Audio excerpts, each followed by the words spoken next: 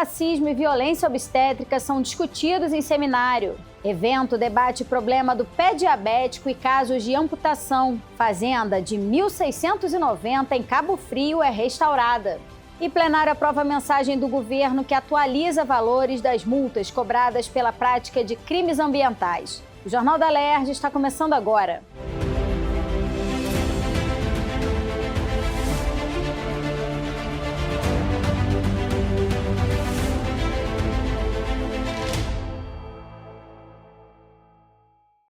Boa noite.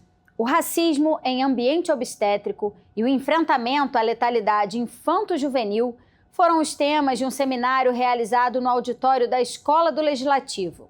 Esse debate busca informar gestantes e familiares para que possam identificar e prevenir diferentes formas de violência.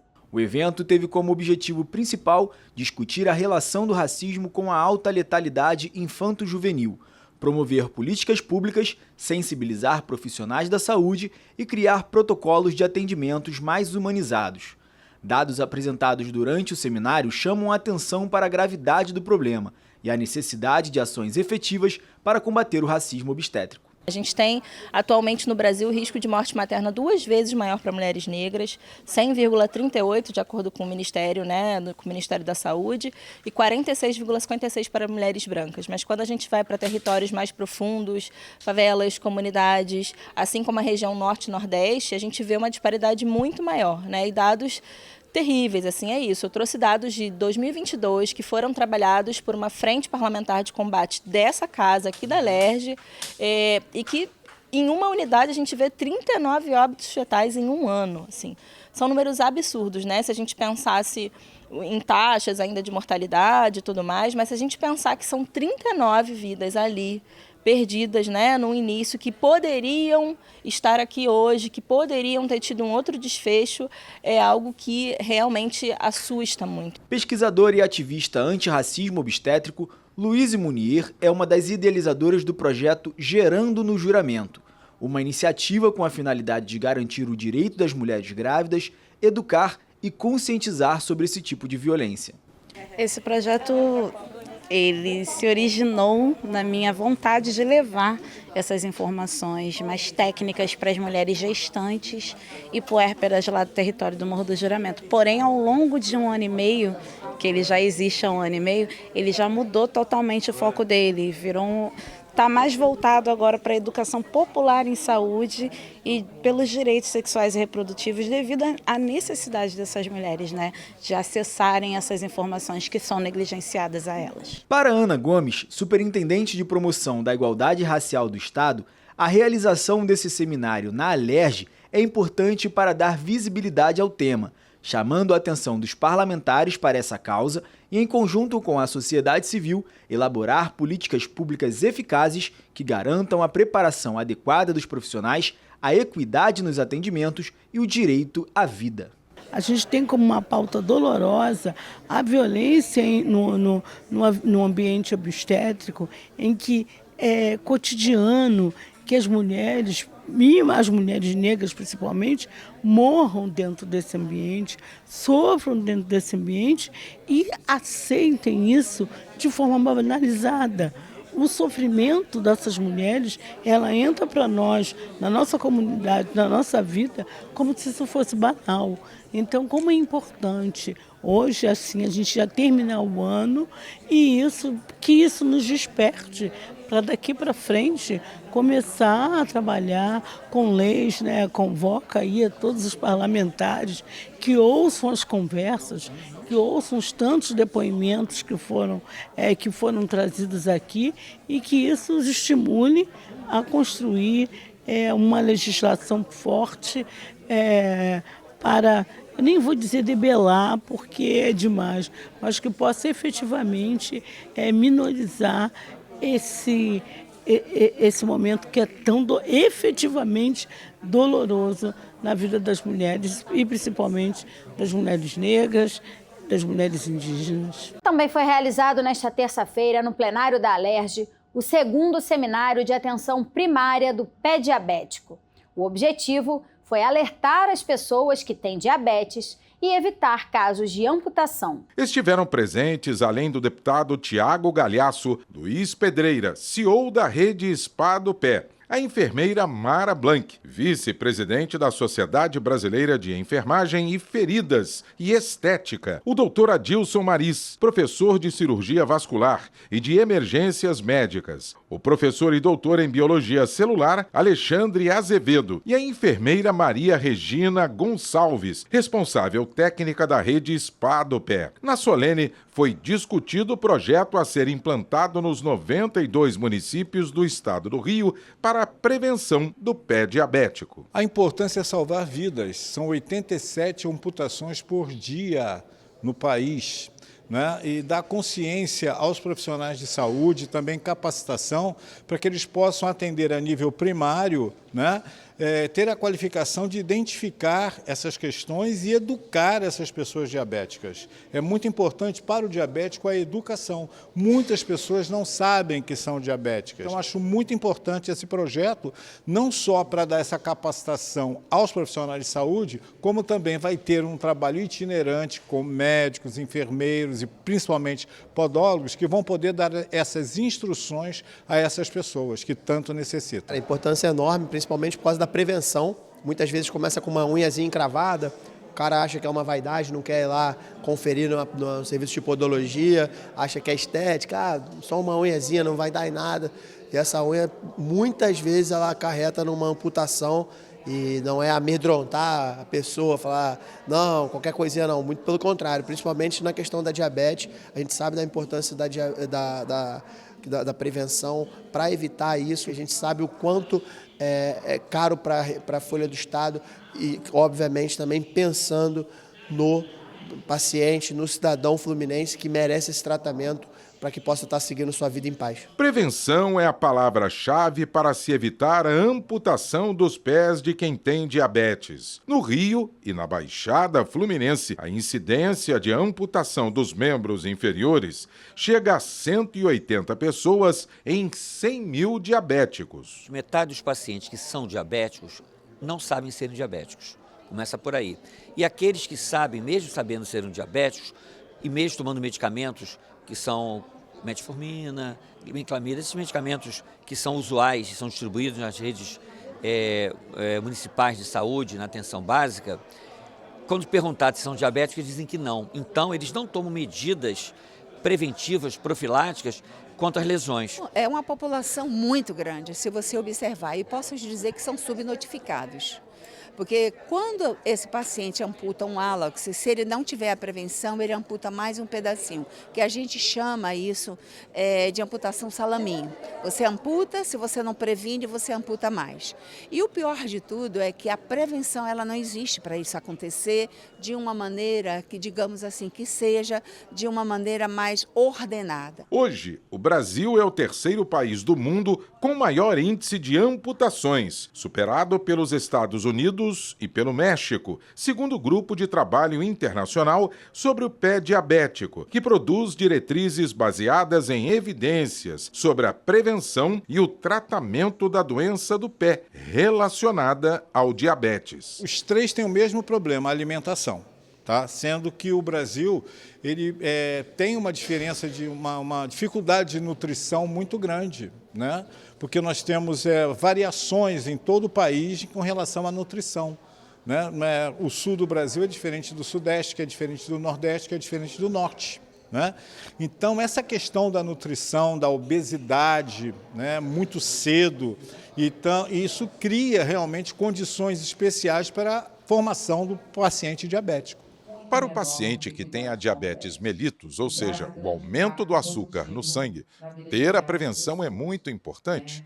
Ao caminhar, dores nos pés, a cor da pele e a temperatura também deve ser observada.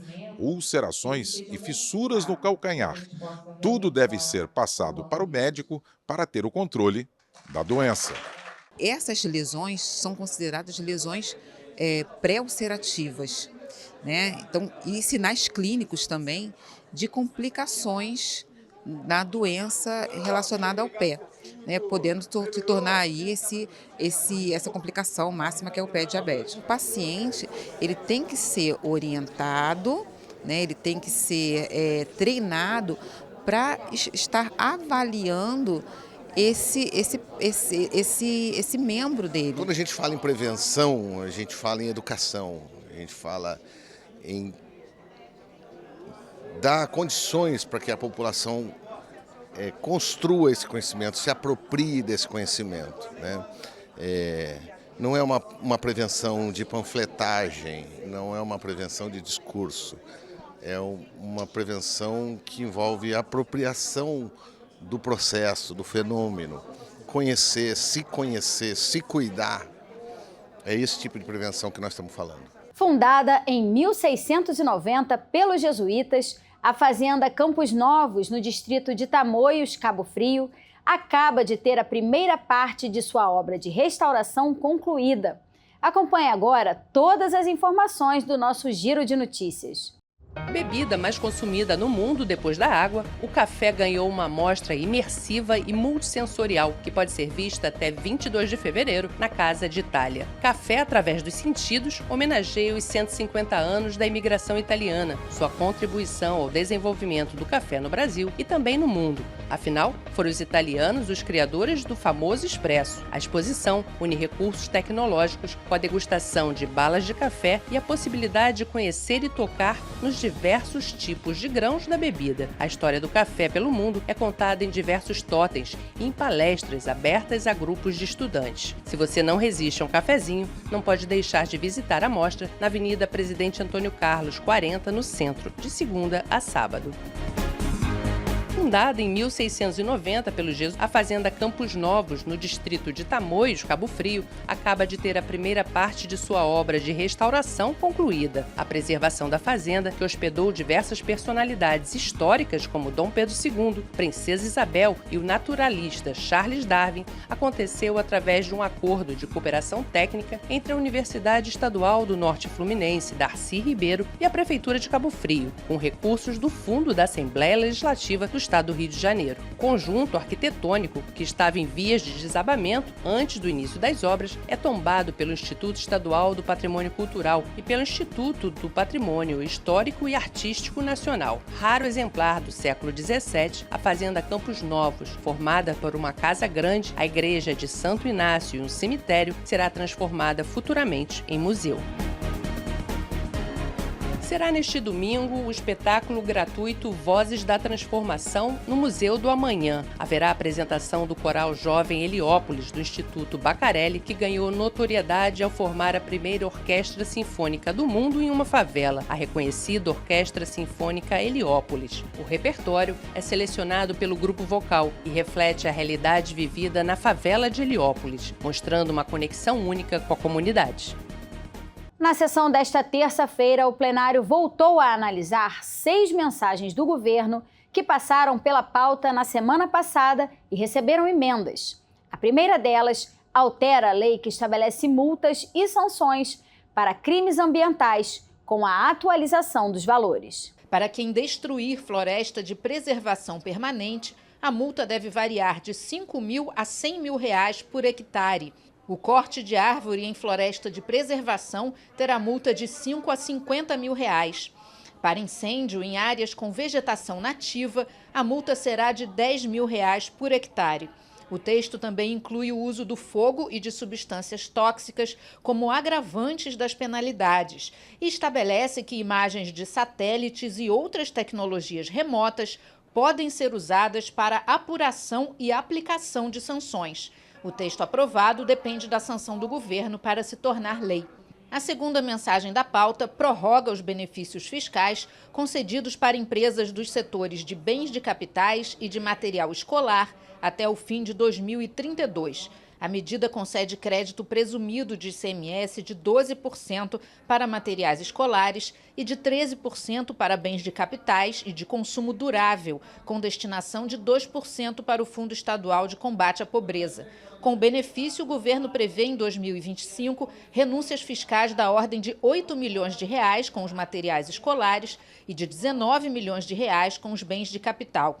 O projeto aprovado segue para a sanção ou veto do governador. E passou pelo primeiro dia para recebimento de emendas o projeto de resolução que altera trechos do regimento interno da Alerj. A proposta modifica os horários das reuniões de comissões da Casa e das sessões plenárias. Segundo o texto, as comissões permanentes, especiais e de inquérito devem acontecer entre 9 da manhã e 3 da tarde, de segunda a sexta, com exceção das quintas-feiras, quando acontecerão das 2 às 6 da tarde. Já as sessões ordinárias no plenário permanecem às terças e quartas, das 2 às 6h30 da tarde, e às quintas mais cedo, das 9h30 da manhã às 2 da tarde. Já as sessões solenes serão feitas de segunda a quarta, das 9 da manhã à 1 da tarde, e às quintas, das 2 às 6 da tarde. A matéria pode receber emendas até quinta-feira. Na primeira sessão extraordinária foi analisada a mensagem que concede isenção de ICMS para os estabelecimentos localizados nas zonas de processamento de exportação. As ZPEs são áreas de livre comércio destinadas à instalação de empresas de produção de bens que serão comercializados no exterior. A medida internaliza o convênio ICMS, que autoriza os estados a conceder o benefício e, segundo o governo, visa aumentar a competitividade no mercado internacional e a geração de emprego e renda. Emendas incluídas pelos deputados no texto final determinam que a criação das zonas de processamento de exportação deve ser aprovada na Alerj. O texto segue agora para análise do governador. Todo produto exportado, ele já tem isenção, são operações externas, mas nas operações internas não. E a ZPE está dando para as internas e as externas. Mas nós não temos nenhuma ZPE ainda, então é um projeto genérico. Então, a posteriori, vai ser criadas ZPEs, provavelmente 2, Açu e Itaguaí. Então, o que a gente deseja é que essa criação seja de fato por projeto de lei, porque aí essa casa examina, faz as emendas, inclusive as exigências de transparência, de legalidade, de proteção ao trabalho, de proteção ao meio ambiente. Também foi analisada a mensagem do governo que cria no estado o sistema de tax-free. A proposta internaliza um outro convênio ICMS que autoriza os estados a concederem isenção do imposto mediante restituição aos turistas estrangeiros nas operações de venda realizadas pelo comércio varejista. As mercadorias adquiridas devem sair do país até 30 dias após a compra. A restituição será no valor do ICMS que constar na nota fiscal do produto, que deve ser vendido apenas na forma presencial e ser pago com cartão de crédito emitido no exterior. A regra não vale para o pagamento de serviços como bares, restaurantes e hotéis. Para ter direito ao benefício, o cliente deve manifestar o interesse ao estabelecimento onde fizer a compra e comprovar a saída definitiva do produto em portos ou aeroportos. A matéria aprovada segue para a sanção ou veto do governador. Na segunda sessão extraordinária do dia, os parlamentares analisaram a mensagem do governo que institui um regime tributário diferenciado para o setor de embalagens de papel e papelão. A medida busca equiparar o tratamento tributário que já é concedido ao setor no estado de Minas Gerais. O projeto foi aprovado e depende da sanção do governador para se tornar lei. Ainda na lista de projetos do governo que tratam de incentivos fiscais, foi analisada a mensagem que prevê a adesão do Rio de Janeiro ao convênio ICMS que autoriza os estados a conceder isenção do imposto na prestação dos serviços de transporte de passageiros urbanos e metropolitanos. Segundo a justificativa, o Estado deve aderir ao convênio para regularizar a isenção de ICMS no transporte de barcas. De acordo com o texto, a perda de arrecadação não deve causar impacto financeiro ao Estado, por já estar prevista na Lei Orçamentária Anual e na Lei de Diretrizes Orçamentárias. A proposta aprovada segue para análise do governo. Na terceira sessão extraordinária do dia, foi analisada a proposta do deputado Dionísio Lins, que regulamenta o credenciamento de jornalistas e radialistas para a cobertura de eventos esportivos no Rio de Janeiro. Segundo o texto, a Associação dos Cronistas Esportivos do Estado deve ficar responsável pelo credenciamento dos profissionais de imprensa, sem gerar despesas para o organizador do evento. A proposta aprovada segue para a sanção ou veto do governador. Isso é um reconhecimento. Eu quero classificar essa lei, Lei Heraldo Leite. O governador, quando receber, já me disse que vai sancionar imediatamente. Nós vamos corrigir uma injustiça. O jornalista tem que ser independente. Esta lei corrige esse constrangimento. O jornalista não pode ficar sujeito à aprovação do seu trabalho por um dirigente de clube, de federação, de CBF, de quem quer que seja. Ele simplesmente vai lá executar o seu trabalho, mas ficava na mão de uma entidade, um clube, uma entidade qualquer, do desporto, participante, ok, na dependência do seu trabalho ser aprovado ou não, ser permitido realizar ou não. Esse projeto de lei, que vai para a sanção do governador, graças à grande batalha do deputado Dionísio Lins, ele vai garantir ao jornalista o direito de ir lá executar o seu trabalho, seja qual for a sua ideologia, o seu pensamento, porque o jornalista ele é um apurador de fatos, ele não é simplesmente alguém que emite uma opinião inconcebível, ele vai lá atrás da verdade dos fatos. E agora a gente se sente protegido pela lei. Outro projeto do deputado Dionísio Lins considera como patrimônio imaterial a Escola de Samba Tradição, no bairro do Campinho, zona norte da cidade do Rio. O texto aprovado vai à sanção do governador. Este ano a tradição vai desfilar na Série Ouro, na Sapucaí. De modo que é um reconhecimento nosso também à cultura, o tombamento da tradição. Nós já tombamos a Portela, nós já tombamos a Império Serrano, nós já tombamos a Unido de Lucas, nós já tombamos a Vigário Geral, agora veio a hora da tradição, porque não era tombada. E o que mais a gente quer é que essa sede volte a ser aquela sede que atenda a toda a população carnavalesca. O Jornal da Alerj fica por aqui. Você pode acompanhar a programação pelo nosso YouTube e pelas redes sociais. TV Alerj, o canal do povo. Uma boa noite para você e até amanhã.